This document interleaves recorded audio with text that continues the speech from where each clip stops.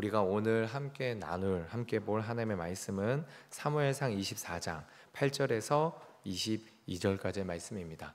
근데 본문이 조금 긴 관계로 8절부터 12절까지만 함께 교독하도록 하겠습니다. 제가 먼저 읽도록 하겠습니다. 그 후에 다윗도 일어나 굴에서 나가 사울의 뒤에서 외쳐 이르되 내 주 왕이여 하매 사울이 돌아보는지라 다윗이 땅에 엎드려 절하고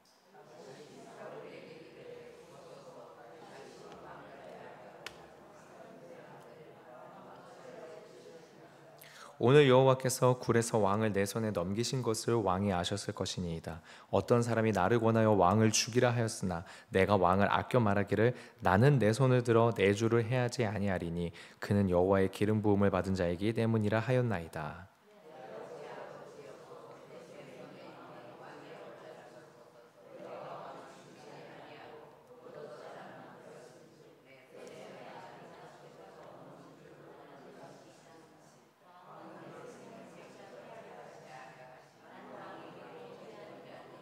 함께 읽겠습니다. 여호와께서는 나와 왕 사이를 판단하사 여호와께서 나를 위하여 왕에게 보복하시려니와 내 손으로는 왕을 해하지 아니하겠나이다. 아멘. 아멘. 오늘 이 새벽에 물질 드리신 분 있습니다. 우리 김윤, 윤희 이름으로 1,000번째 드리셨고요. 그리고 태명 별고동도 이름으로 1,000번째 드리셨습니다. 우리 이 시간 잠시 기도하도록 하겠습니다. 하나님, 정말로 이제 비가 부슬부슬 내리고 있고 아버지 하나님 또 여름으로서 또 더위와 또 여러 가지 상황과 환경적인 부분에서의 불편함과 어려움이 생기는 아버지 또 계절이 왔습니다. 그런데 분명하게 아버지 이렇게 비가 내리고 더위가 있고 어려움이 있더라도 우리가 기도하는 것을 포기하지 않고 주님 앞에 기도의 제로 나아온 주님 앞에 주의 백성들이 있사오니 하나님 정말로 주님께서 이 시간도 우리에게 기도할 수 있는 힘을 주시고 기도할 수 있는 마음을 주시고 주님께서 함께하여 주시는 것을 우리가 믿음으로 나아갈 수 있게 하여 주시옵소서. 특별히 1,000번째를 바친 손길들이 있습니다. 이 물질들이 쓰임받는 곳마다 주의 복음 전파되게 하시고 이 1,000번째 주인공들의 이름들을 아버지 하나님께서 기억하시어 앞길 가운데 하나님께서 펼쳐 보이실 은혜들을 하나도 놓치지 아니하는 인생들 될 수 있게 역사하여 주시옵소서. 감사드리며 예수님의 이름으로 기도합니다. 아멘.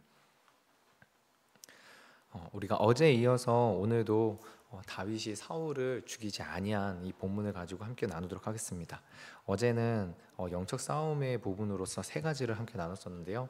말씀을 기준으로 이제 해석해야 되는 부분과 나의 옳음이 아니라 하나님의 거룩이 나타나야 되는 부분, 그리고 내 때가 아닌 하나님의 때에 대한 부분, 이렇게 세 부분으로 영적 싸움에 대한 부분을 나눴습니다. 오늘은 두 가지를 나눌 건데요. 이 영적 싸움에서 하나님이 어떤 승리를 원하시고 어떤 승리를 우리에게 주시는가를 우리가 함께 나누고자 합니다. 첫 번째 묵상은 하나님이 주시는 승리는 선으로 악을 이기는 승리라는 것입니다. 오늘 본문의 11절과 17절을 보도록 하겠습니다. 내 아버지여 보소서 내 손에 있는 왕의 옷자락을 보소서 내가 왕을 죽이지 아니하고 겉옷자락만 베었은즉 내 손에 악이나 죄가가 없는 줄을 오늘 아실지니이다. 왕은 내 생명을 찾아 해하려 하시나 나는 왕에게 범죄한 일이 없나이다. 17절입니다. 다윗에게 이르되 나는 너를 학대하되 너는 나를 선대하니 너는 나보다 의롭도다. 다윗은 사울을 죽일 수 있었던 순간을 기회로 여기지 않고 사울을 살려서 돌려보냅니다. 사울의 겉옷자락만 베어냄으로써 자기의 진심을 드러내죠. 그러자 사울은 나는 너에게 악을 행했는데 너는 나에게 선을 행했다라고 하며 다윗이 자신보다 의롭다는 걸 인정합니다. 그리고 더 나아가서 다윗이 이스라엘의 왕이 될 것이고 다윗의 손에 견고하게 될 것을 고백하게 됩니다. 오늘 본문에 나타난 사울의 이 모습은 하나님께서 영적 싸움에서 우리가 이루기 원하는 가장 온전한 모습을 사울의 고백을 통해서 지금 보여주고 있습니다. 악한 의지가 아무리 애를 써도 선한 의지가 지치지 않고 악한 의지를 이겨내는 모습인 것입니다. 이 모습이 하나님께서 우리에게 가장 원하시는 모습이고 하나님이 우리에게 주시고자 하는 승리의 모습이라는 겁니다. 다윗은 하나님이 이스라엘을 위해 세운 왕이자 장차 오실 메시아이신 예수님의 모형으로 이러한 승리를 이루는 모습을 우리에게 보여주고 있습니다. 예수님이 이 땅에 오셔서 이루신 구원의 역사도 사실 이와 같습니다. 혈과 육을 가진 사람들과 싸운 게 아니고 악의 세력과 그 영향력과 싸우셨습니다. 그럼 다윗처럼, 예수님처럼 선으로 악을 이기기 위해서는 무엇이 필요합니까? 어떠한 것이 필요하겠습니까? 네, 완벽한 선행이나 양심, 아니면은 악한 이들보다 뛰어난 능력이 아닙니다.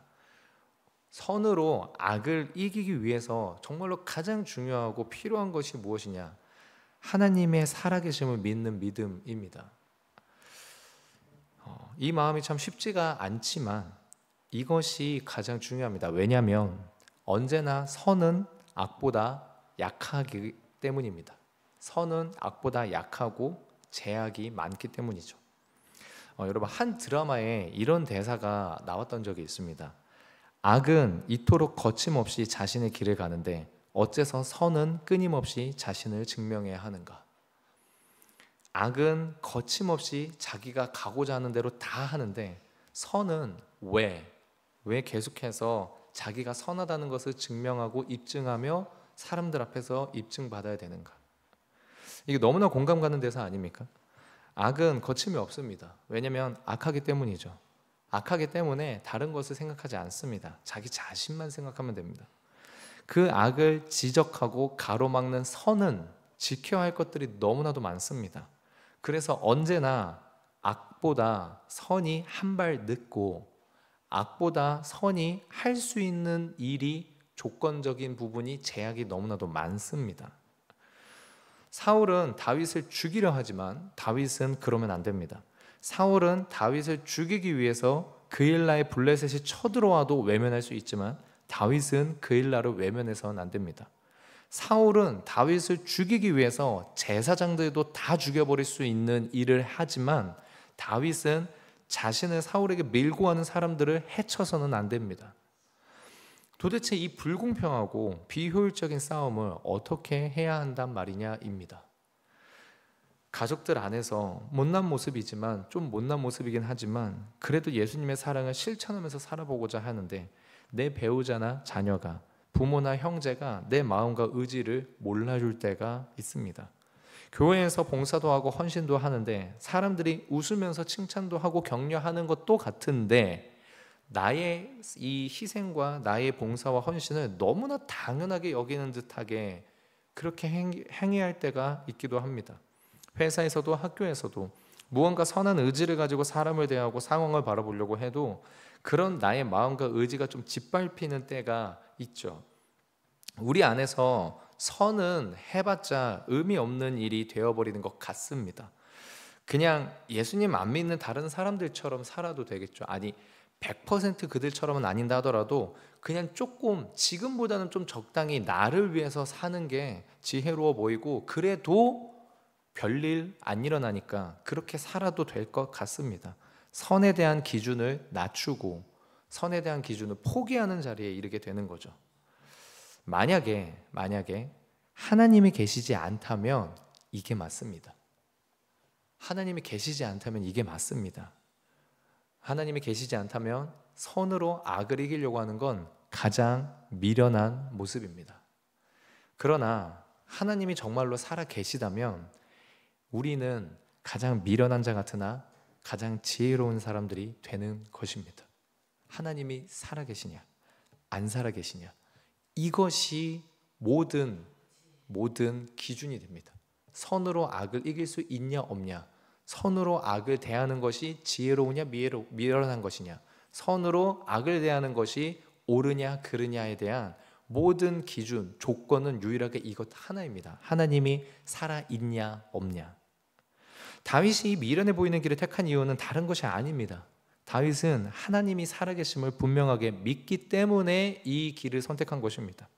하나님이 살아계시기 때문에 하나님이 판단하고, 하나님이 살아계시기 때문에 하나님이 상 주시고, 하나님이 살아계시기 때문에 하나님이 심판하실 것, 이것을 분명하게 다윗이 믿고 경험하고 있기 때문에 지금 당장 나는 억울하고, 지금 당장 나는 괴롭고, 지금 당장 나는 힘들지만 선으로 악을 대하고 있는 것입니다.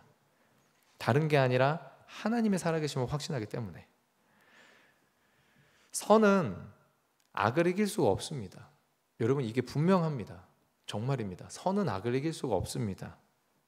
정확하게 말씀드리면 하나님 없는 선은 악을 이길 수가 없습니다. 하나님이 안 계신 선은. 그렇기 때문에 여러분, 선으로 악을 이기는 영적 싸움의 승리는, 하나님이 원하시고 하나님이 주시려는 이 승리는 하나님이 없으면 불가능합니다. 하나님이 없으면. 그래서 우리 마음 가운데 사탄이 늘 흔드는 게 이 지점입니다. 하나님이 진짜 계신 것 같냐? 하나님이 진짜 있는 것 같냐? 하나님이 있다면 왜 이렇게 힘든 일이 있겠냐? 너가 왜 그렇게 괴로운 삶을 사냐? 하나님이 있다면. 다윗은 정말로 자기 나름대로 다윗도 살아보려고 했습니다. 블레셋으로 가보기도 하고 모압으로 가보기도 합니다. 그런데 다윗이 어떻게 자기가 좀 나름대로 노력을 하든 다윗의 마음 가운데 부정할 수 없는 한 가지가 있었는데, 그게 뭐냐면 하나님이 살아계시다라는 거였습니다. 그렇기 때문에 선지자 갓이 모압으로 와서 너 여기 있으면 안 된다. 아니, 이스라엘로 들어가면 죽는데, 사울이 죽이려고 하는데 선지자 갓이 너 여기 있으면 안 된다라는 이 말에 다윗은 하나님이 살아계시니까, 그러니까 유대 땅으로 돌아간 거죠. 오늘 하루 우리 성도님들의 삶에 하나님의 살아계심을 분명히 붙잡고 하나님의 살아계심을 확신하는 믿음으로 하나님의 선을 이루어 가시는 하루가 되시기를 소망합니다. 분명히 어렵습니다. 너무나도 어려운 이유 중에 또 하나는 누구도 인정해주지 않기도 하고 잘 알아주지도 않기 때문이죠. 때로는 스스로도 좀 미련해 보이기 때문입니다. 이게 맞나? 이래도 되나? 싶은 부분이 있습니다. 그러나 예수님께서 가신 그 길이고 다윗은 그 예수님의 모형으로 보여주고 있는 것입니다. 하나님을 신뢰해서 선으로 악을 이기는 것. 나는 너에게 악을 행했지만 너는 나에게 선을 베푸니 네가 나보다 의롭다. 사울에게서 이 고백이 나오게 되는 이 순간까지 다윗이 선을 행할 수 있었던 그 이유가 오늘 하루 우리 성도님들의 삶 가운데 분명해질 수 있길 소망합니다. 두 번째 묵상을 짧게 나누도록 하겠습니다. 두 번째는 하나님이 주시는 승리는 후회가 아니라 회개라는 것입니다. 오늘 본문의 19절에서 21절에 이렇게 나와 있습니다. 사람이 그의 원수를 만나면 그를 평안히 가게 하겠느냐? 내가 오늘 내게 행한 일로 말미암아 여호와께서 내게 선으로 갚으시기를 원하노라. 보라, 나는 네가 반드시 왕이 될 것을 알고 이스라엘 나라가 네 손에 견고히 설 것을 아노니 그런즉 너는 내 후손을 끊지 아니하며 내 아버지의 집에서 내 이름을 멸하지 아니할 것을 이제 여호와의 이름으로 내게 맹세하라. 사울이 다윗의 진심을 듣고 마음의 찔림과 감동이 있어서 고백하는 내용입니다. 다윗이 왕이 될 것이며 그때 자신의 가문을 멸하지 말 것을 여호와의 이름으로 맹세해달라고 하죠. 얼핏 보면 사울이 다윗에게 용서를 구하며 화해를 하는 것 같습니다. 하지만 사울의 이 말들 안에 중요한 게 빠져 있습니다. 그게 무엇이냐면 자신이 다윗을 죽이려 했던 사실에 대한 고백과 그리고 용서를 구하는 뉘우침입니다. 사과 한마디 없이 그저 자신의 모습과 다윗의 모습을 비교하며 후회하고 씁쓸해하는 사울의 심정만 나타낼 뿐이지 온전하게 다윗에게 회개하고 하나님 앞에 용서를 구하는 사울의 모습은 나타나지 않는다라는 것입니다. 여러분, 우리 모두 죄에서 자유롭지는 않습니다. 각자가 유달리 약한 영역이 조금씩 다를 뿐이지 모두가 죄 앞에서 당당하고 힘있게 서 있을 수가 없는 것은 맞습니다. 선으로 악을 이기던 이 다윗도 나중에 가서 죄를 짓는 것을 우리가 보게 됩니다. 여기까지 오는 과정 가운데서도 블레셋에 가가지고 자기가 가드 사람 아기스 앞에서 미친 척을 해야 될 만큼 자기 스스로 뭔가 해보려고 하는 또 믿음 없는 연약한 모습도 보여주고 있는 게 선으로 악을 이기던 다윗의 모습이기도 합니다. 그런데 이런 죄인들에게도 하나님은 영적 승리를 주신다는 것입니다. 그것이 회개입니다. 전에 제가 한번 언급했던 적이 있는 것 같은데요. 유초등부 친구들이나 청소년부 친구들한테 천국에 어떻게 갈 수 있니? 라고 물어보면 대답을 너무 잘합니다. 모태신앙으로서 교육을 너무 잘 받아서 예수님을 믿어요 라고 정답을 말합니다. 그런데 반대로 지옥엔 어떻게 갈 수 있니? 라고 물어보면 아이들이 순간 멈칫합니다. 지옥? 이렇게 해요. 왜냐하면 교회에서 천국 가는 방법만 반복해서 알려줬지 지옥 가는 방법을 반복해서 알려주진 않기 때문입니다. 예, 그렇죠. 교회에서는 지옥 가는 방법을 따로 알려주진 않습니다. 근데 몇몇 친구들이 말합니다. 죄를 지어서 지옥에 갑니다 라고요. 죄를 지어서 지옥에 갑니다. 맞는 말입니다. 죄를 지으면 지옥에 가죠. 근데 여러분, 모든 죄 짓는 사람이 다 지옥에 갑니까? 안 그렇죠. 누구죠? 바로 우리들. 예, 분명히 우리 어제도 죄 짓지 않았습니까? 여쭙겠습니다. 여러분 지옥 가십니까? 여러분, 우리 죄 지었지 않습니까? 지옥 가십니까? 아닙니다. 모든 죄를 짓는 사람이 지옥 가는 게 아닙니다. 누가 지옥에 갑니까? 회개하지 않는 자가 지옥에 갑니다. 회개하지 않는 자가. 회개는 하나님께서 죄인들에게 주신 영적 싸움의 승리의 모습인 것입니다. 죄인인데, 하나님이 싫어하는 존재인데 예수님의 십자가 죽으심과 부활로 인해서 승리의 길이 열린 것이죠. 아니, 조금 더 정확하게 말하면 승리하시는 하나님 편에 설 수 있게 된 것이죠. 승리하시는 하나님 편에 설 수 있게.